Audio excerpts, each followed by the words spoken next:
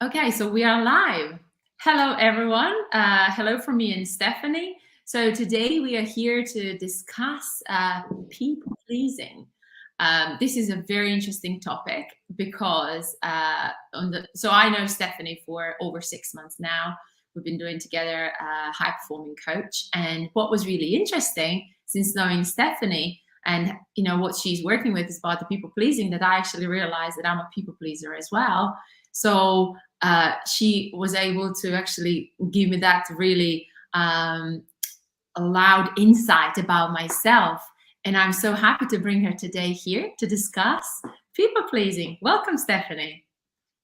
Thank you so much, Adriana. Thanks for having me. And I'm so glad that I was able to show you with my posts and everything and talking about it that you're a people pleaser because, hi Sam, because this is such a good hook for your inner work, right?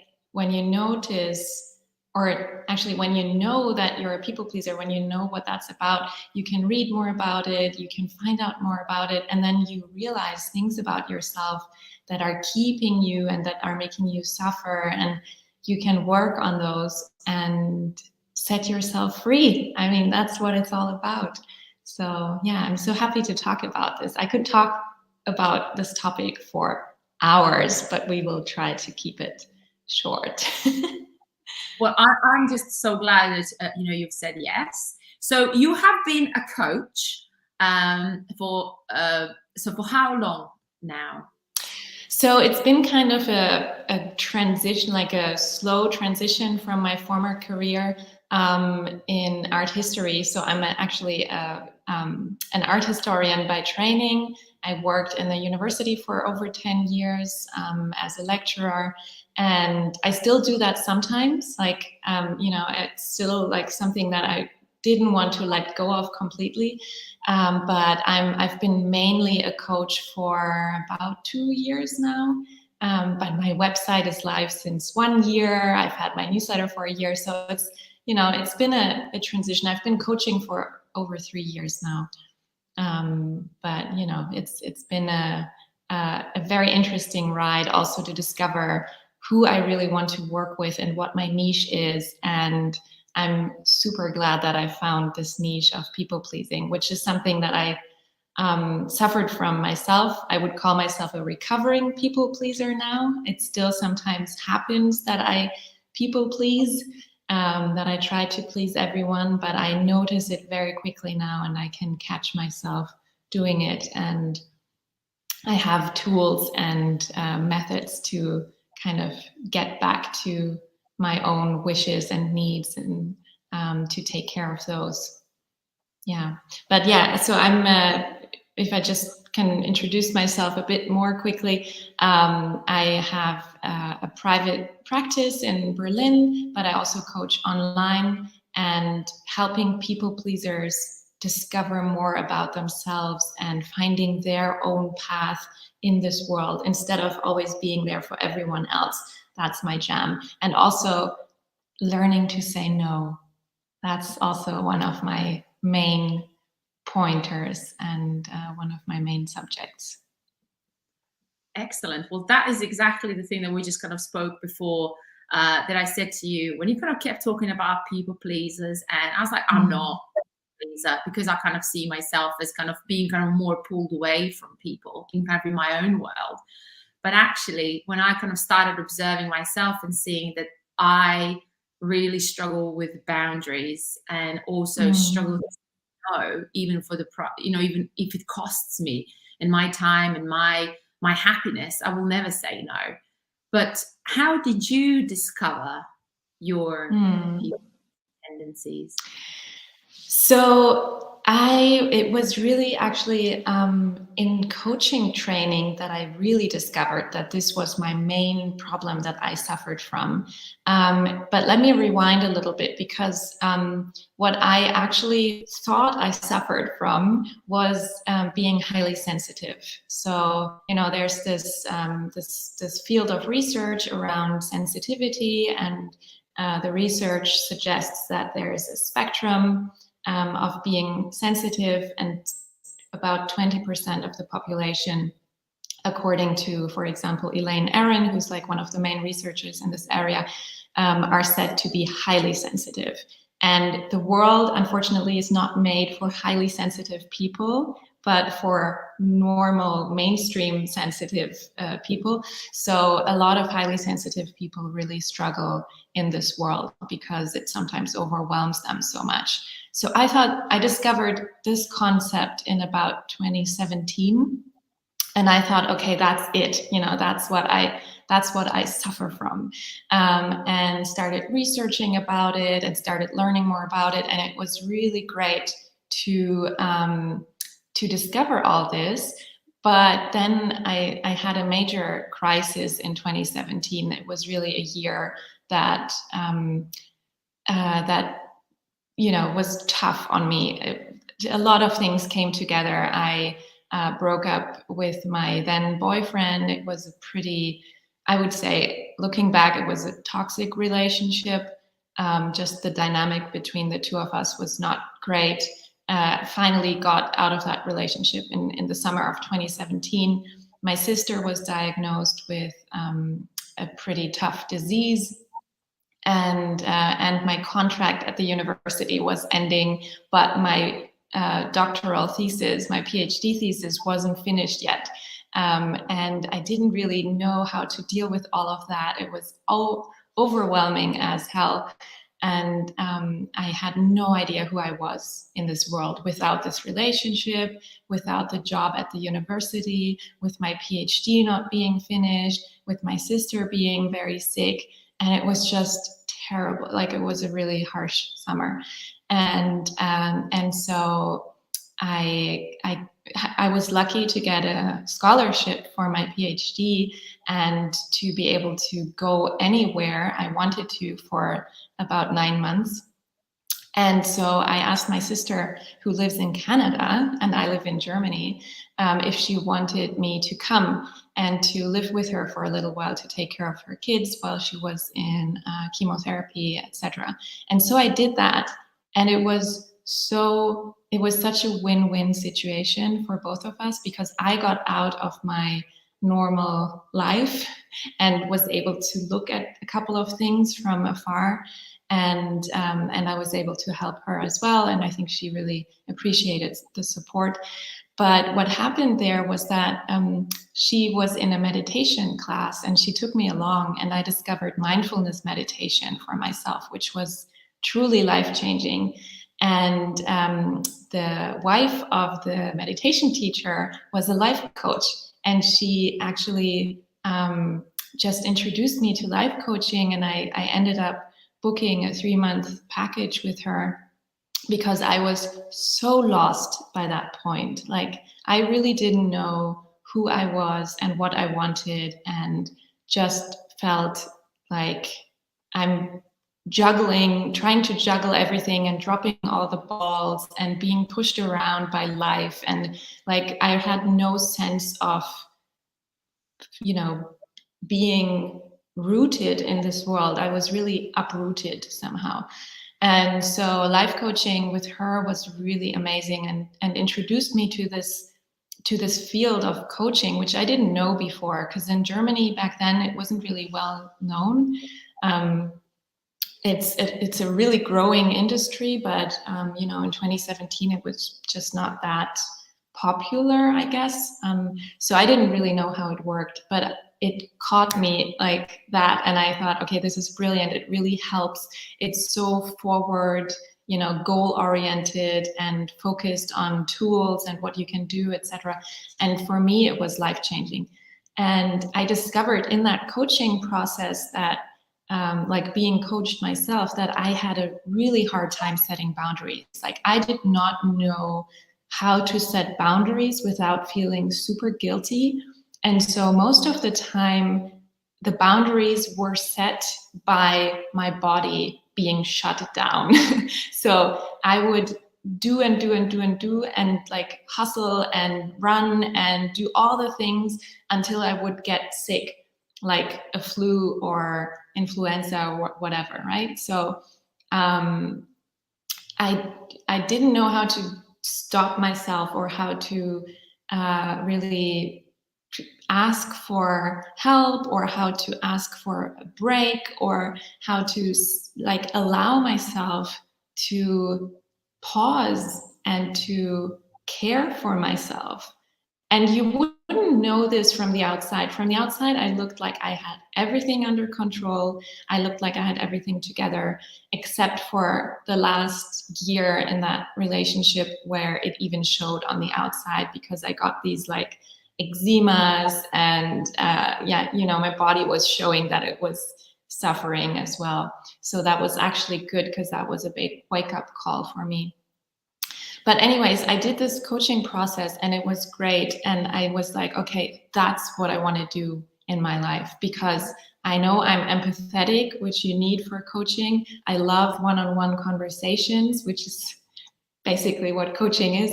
And I want to help people get out of this rut that I was in as well. So I started researching coaching trainings and found one in Berlin based on coaching and mindfulness, which was amazing. So I use a lot of mindfulness techniques in my coaching, which helps so much, especially for people pleasers, because we have our antennas out to everyone else and we need to constantly pull them back in and you know, listen to ourselves. That's the main thing that you need to do as a people pleaser. So yeah, and then in the coaching training, our trainer, he lay out these cards of the different drivers. So these are basically motivational hooks that we all have in our life, that are basically kind of like messages that we've received since forever and that we all strive to fulfill. One of them is be perfect. One of them is hurry up, be strong, and I'm not sure what the fourth one is right now because I didn't really look at them before. But the fifth one that I was so struck by is please everybody, please everyone. And so he laid those out on the floor, and he asked us to step on the one that made us suffer the most. And I was, for a bit, I was torn between be perfect and please everybody. But then I realized very strongly, very quickly, that I suffered much more from trying to please everyone. And that was so eye-opening for me, that was actually what was holding me back from setting boundaries, from saying no to things, because I didn't know how to do conflict. I didn't know how to navigate things that were a bit uneasy or felt a bit uncomfortable. Because in the family that I grew up in, I had a very loving family, but also a very conflict-averse family. So there, we didn't talk about things a lot. You know, we didn't like complicated or hard things weren't really talked about. So I didn't learn how to do that.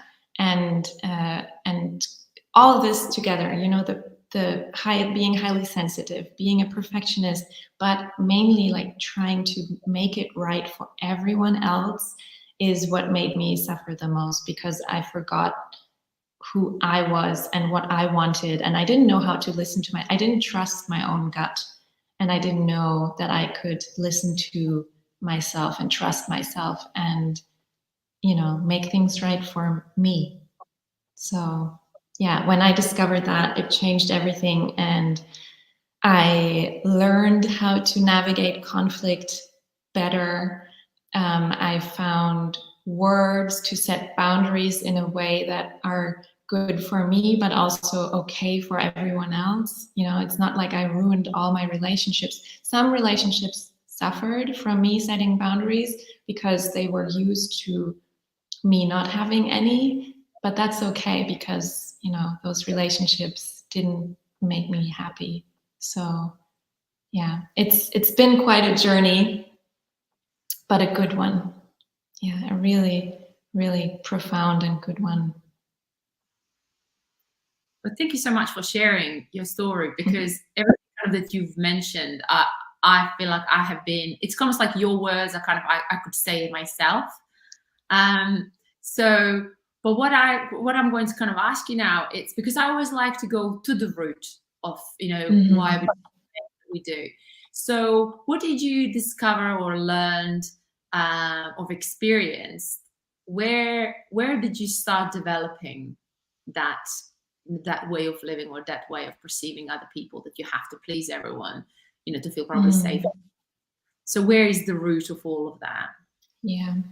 So I think there's several things. You already said it in a way. I think there's a genetic component with the highly sensitive, like being more on the highly sensitive side, being very empathetic and knowing how to listen to or how to watch out for other people might expect of you.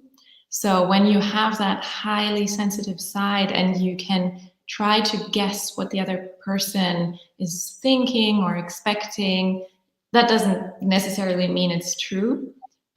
So we really need to watch out for that. But we think that we know what the other person needs, and we think that we know how to make them happy. And so there is this really like bodily side of that. But there's also so much in education, how we grow up, how we perceive, how we can make people happy. And I think in my particular situation, there was a lot of untold and untold conflict. There was a lot of there were some problems in my family of origin, but as I said, we didn't talk about them. So they were being swept under the rug. But of course, the feelings were still there. The feeling of, resentment or anger or fear of something, they were still there, but they were just suppressed a little bit. And so, and being highly sensitive, I was very sensitive to all that. And of course, as a kid, to keep yourself safe, just like you said, one of the strategies that you can adopt is to fawn. We all know the fight, flight, and freeze, but there's also fawn, which is to subdue, to adapt to what other people want or expect of you, so that there is no trouble, no problem. And that's what happened in my case. Now this can be a bit different for everyone, but basically it's a survival strategy to keep you safe from conflict and from drama and also just to get positive feedback on the way that you are. And for highly sensitive people especially, there's this thing that you learn to not trust yourself because you feel things that other people might not feel or not perceive. And you get told a lot growing up that you're too sensitive, that you are wrong with what you're feeling, that it's not that bad, but it feels really bad. And so you as a kid, you realize, okay, there must be something wrong with me because people say it's not that bad, but it feels terrible. So there must be, something off with me. And this is the underlying fear with people pleasers, that there is something wrong with me. So I have to adapt to what everyone else is doing, or to change myself so that I can fit into this world. And I think that's really, really important to talk about this feeling of there's something wrong with me, or I'm not quite right, or I'm not lovable the way that I am. That's everything, that wasn't conscious. I didn't have those thoughts consciously. It was more subconscious. but it was always there, this feeling of there's something wrong, I'm not right, I have to be different, I can't be the way that I am, because otherwise, you know, something is gonna happen and I'm not gonna be safe. Yeah, that is exactly what you said. You know, like when so I was just kind of reading Sam's post, and he literally kind of just sent me off on the other side. So the thing is that I felt kind of in my childhood, like what you're saying, it's I couldn't even go into any conflict because I wasn't allowed to actually say anything. I wasn't, like, my opinion never mattered. My emotions were always like pushed aside. It's kind of don't show anyone how you feel because other people are going to judge you for it. And so, okay, so I'm going to ask you, what is a good side of people pleasing, and what is the dark side of people pleasing? Oh, yeah, such a good question. So what is the such really good question. So the good side of people pleasing is, of course, and this is what I think keeps many people in this role for years and decades, is that you are a very good team player, for example. You are very good with groups, with, you know, adapting to different situations. You can adapt really well. For example, we moved around a lot when I was younger. When I was 12, we moved to Montreal. When I was 16, we moved to Milan in Italy. And I always found friends really quickly because I was able to adapt. I had my antennas out for everyone else, right? I knew what was wanted, what was needed. I learned the languages very quickly. And, you know, I was able to kind of situate myself. So I wasn't really firm in myself and going into these situations as like this fully formed character, but instead I went in as this very adaptable person. And so that can be considered as a positive side of people pleasing. You are very likable. You just find your place in group settings very easily, and you're a team player. So that keeps a lot of people in that spot, because that's exactly the fear that they have, is when they set boundaries, they will lose all these connections. They will be by themselves. Nobody will like them anymore, you know? So this social side keeps you from changing your behavior sometimes. But the downside of this is, of course, you don't know who you are, you don't know what your needs are, you neglect your own needs for a very long time, and your body will notice, your mind will notice. You know, let's talk about physical and mental health. You end up in situations like toxic relationships because you don't know what you want, you don't know who you are, and so it's very likely that you might end up with a narcissist, for example, or someone who has, let's tone it down a little, like someone who has narcissistic tendencies, because you are very likely to be taken advantage of with these characteristics. And so you, in the end, like, it might seem from the outside like you're killing it, you know, you have everything under control, you're very liked, you have a great social circle, etc. But on the inside, you suffer. You feel like, okay, I'm not being myself. I don't know who myself is.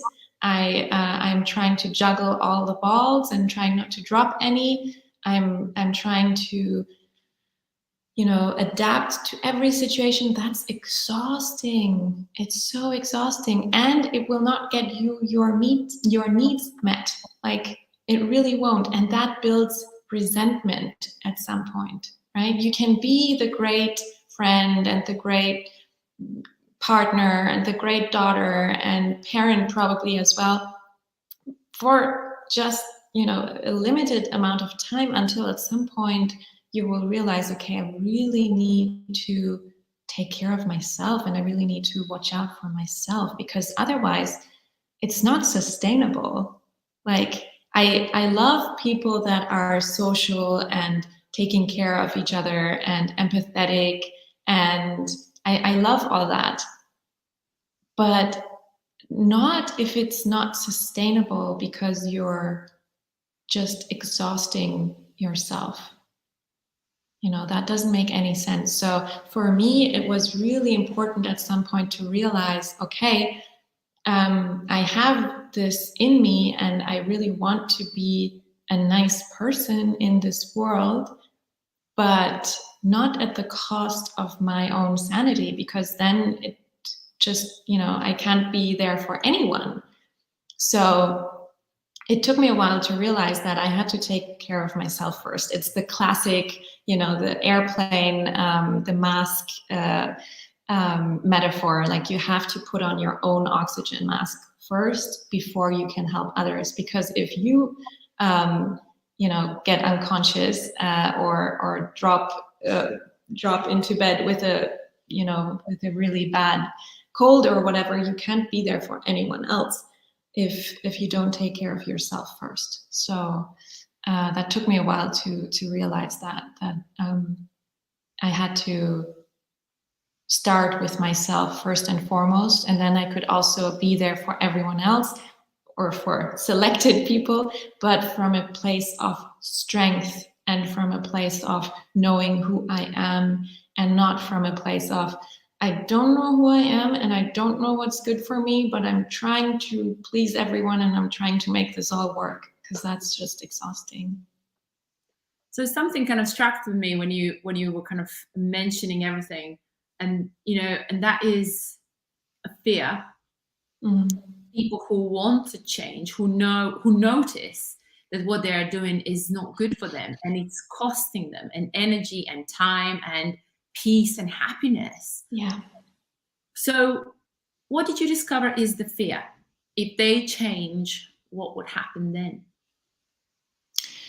So there's a couple of different fears, and I think they are a bit different for everyone, but the main ones are fear of abandonment, fear of being alone and or being lonely, fear of being a lonely person in this world, and fear of conflict in the wider sense, like fear of ruining relationships. But it boils down to this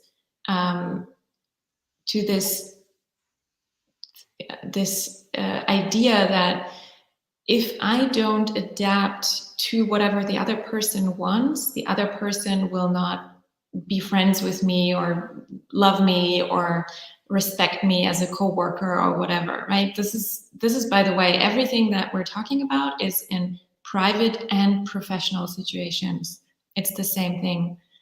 So with my clients, they come to me often for either private or professional purposes, because they might realize it more in one or the other, but they leave and they say, okay, this was life-changing for like all the fields, because it's really, when you have a hard time setting boundaries in a professional sense, you also will have a hard time doing that in private. So it's a fear of conflict, and it boils down to fear of being alone in this world, fear of abandonment. I think that's the biggest one.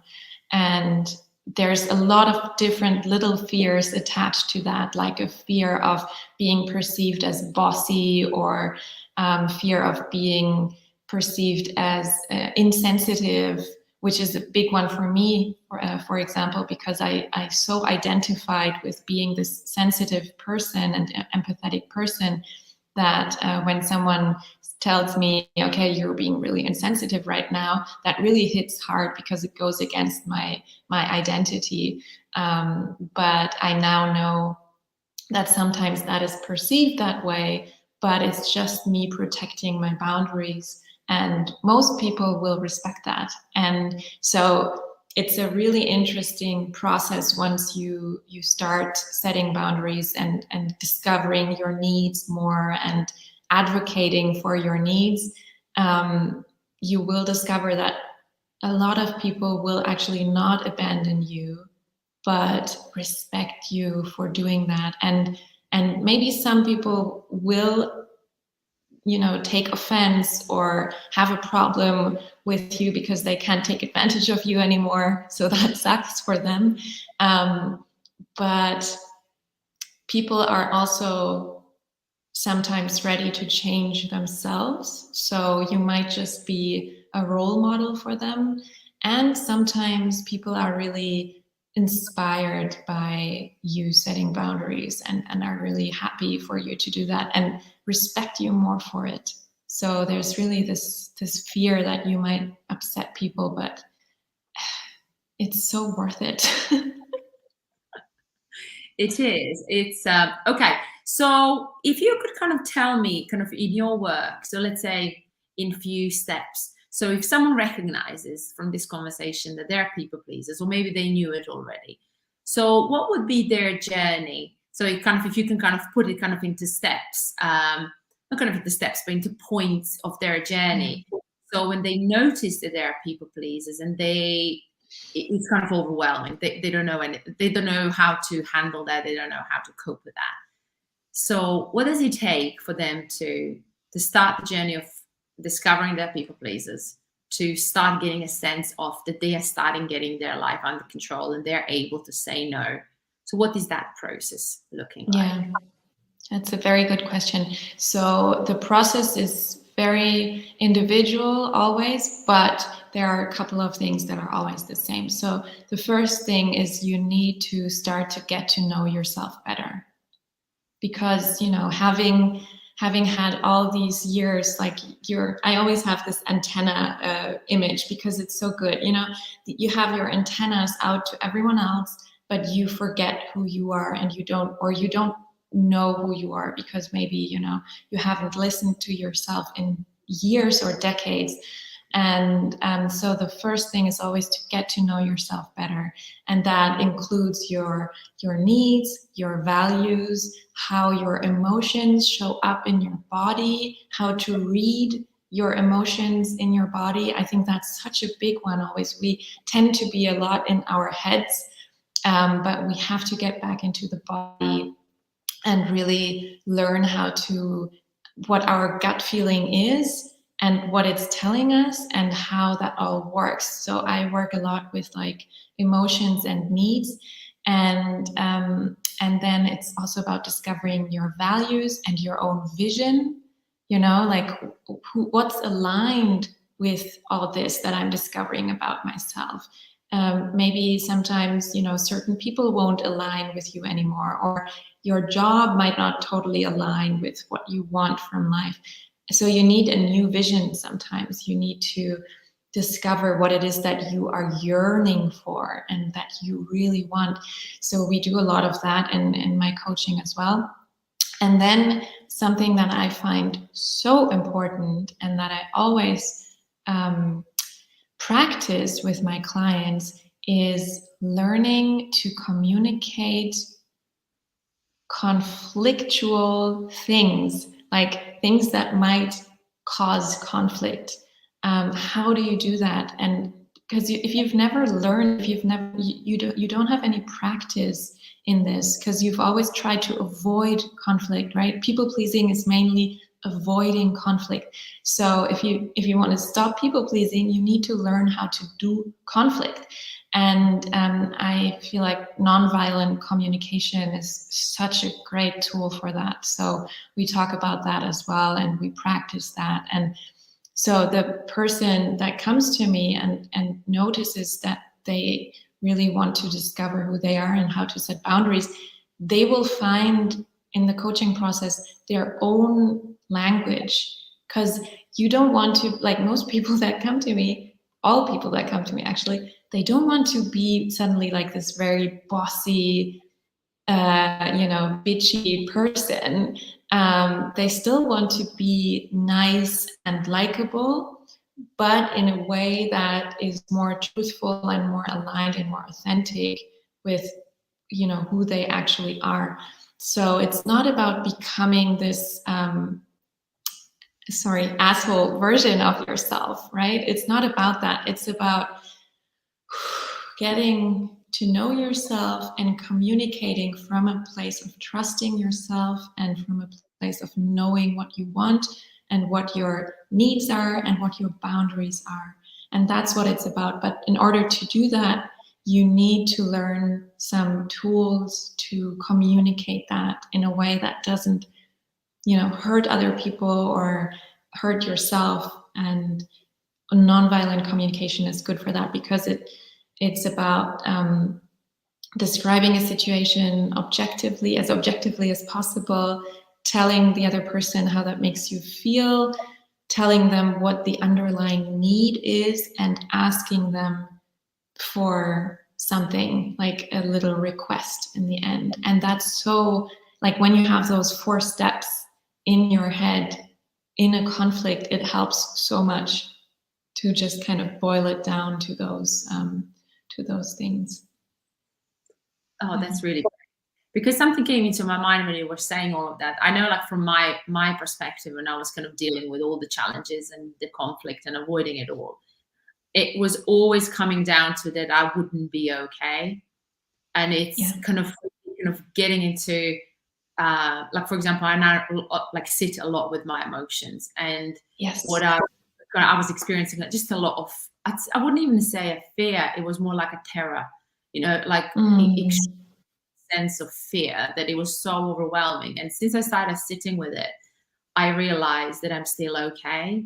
So I think it's kind of in this people pleasing, it's like you always think, oh, something bad is going to happen, or as you said, you're going to get abandoned or not liked or judged, or maybe being criticized, or something bad is going to happen. But in reality, when we get that sense of that we are okay within ourselves, regardless what happens in the external world, it gives us more hope, and kind of obviously, like with a coach like you, it gives you the ability to start trusting yourself more, to take those steps to free yourself from such a big burden to please everyone. It is crippling, especially that's your day-to-day life. So what I wanted to say, it's so anyone who wants to obviously find out more about the people pleasing, I posted in the comments below, there is this Stefanie's newsletter. And how often do you send the newsletter out? It's every week, and it's a pretty private message from me every week that tells a story from my life, from my experience, and always makes the connection to people pleasing and what you can learn from that. And so there's a little takeaway message in every newsletter, and you just learn more about how people pleasing shows up and what to do about it, and like little tricks and tips. So I highly recommend signing up for that, because it's just a little reminder in your inbox every week about this topic and how to best deal with that. Yeah, but thank you so much for saying that you've learned to sit with your feelings. I think that's such an important thing. So thanks for mentioning it, that feelings might overwhelm us sometimes, or they might feel overwhelming. But I think the most important thing is that we often have the fear that our feelings will overwhelm us, and that makes us act in a certain way. But when we learn to sit with our feelings and to really just sit there and say, wow, I'm really sad right now, or wow, I'm really afraid that that and that is going to happen, you will realize that this feeling goes away really quickly when you learn to sit with it, right? It doesn't have to be overwhelming. It can feel overwhelming for like 30 seconds, and then it goes away. And so that's also something that I really practice with my clients, to just sit with it and learn. I think that's a beautiful sentence. I will be okay. Whatever comes my way, whatever conflict, whatever problem someone has with my boundaries, etc., I will be okay. That's so important. Thank you so much for bringing that up. Yeah, that was a big insight for me, especially like the last 5 years, been a lot of like deep work and learning. about all those things, that kind of the blind spots, which I think is like coaching is so important. I think we can't see all those things by ourselves, and having, you know, coaches like you to really help people to navigate from where they are and to help them feel safe, heard and seen, and to kind of start really getting that sense of who they are, as you mentioned, who they are and how they want to live their life every day. Yeah. But before we kind of finish our conversation, what would be your biggest tip for people pleasers?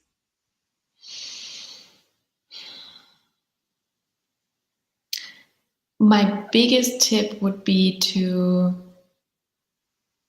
journal about what drives you in certain situations. I do that, like I give journaling homework to my clients all the time, because it really helps you to understand how you are acting and reacting in certain situations.